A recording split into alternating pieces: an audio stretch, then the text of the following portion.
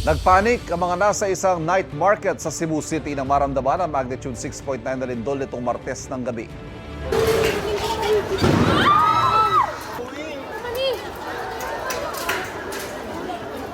Nagulantang sila nang may biglang pumutok at mawala ng kuryente sa lugar.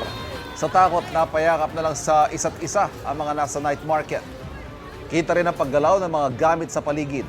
Bumalik din ang kuryente kalaunan. Kasunod ng lindol, pansamantala munang ipinasara ang Mandaue City Public Market. Bumigay kasi ang bahagi ng bubong nito sa ikalawang palapag. Ininspeksyon muna ang palengke. Ang ilan nagtitinda tuloy pa rin sa pagbebenta sa paligid ng Mandaue City Public Market.